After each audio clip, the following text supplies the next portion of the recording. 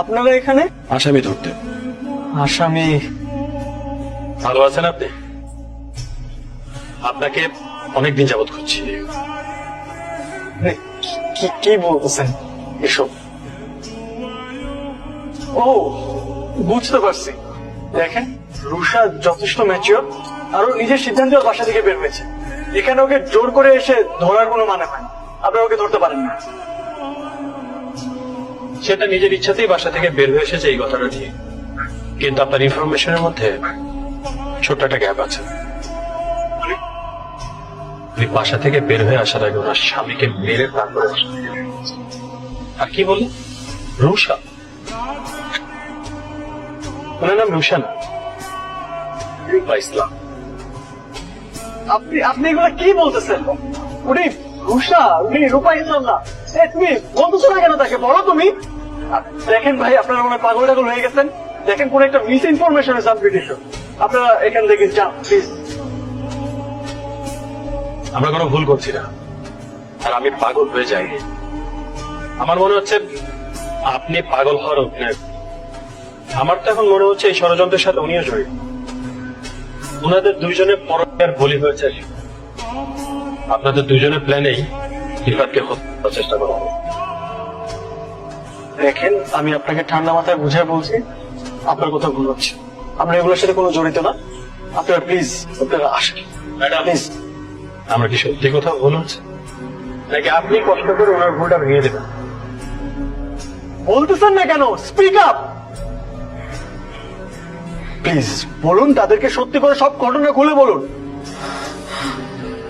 ওনারা ঠিক বলছেন।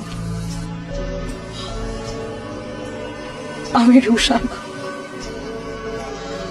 রূপা ইসলাম। তার মানে ওনারা যা বলতেছে সব সত্যি বলতেছে? আপনার স্বামীকে খুব এখানে আসছেন? আপনি আমার সাথে এতদিন মিথ্যা অভিনয় করছেন, এটা আপনি কেমনে করলেন? আমি আপনার সাথে তো খুব ভালো ছিলাম। আপনি আমাকে সবকিছু খুলে বলতে পারতেন না? পারতেন তো। এতদিন আমার সাথে অভিনয় করছেন না? প্লিজ থামুন। আপনাদের দুজনের অভিনয় অত্যন্ত নিখুঁত হচ্ছে, কিন্তু দেখার আমার কোনো ইচ্ছা নেই।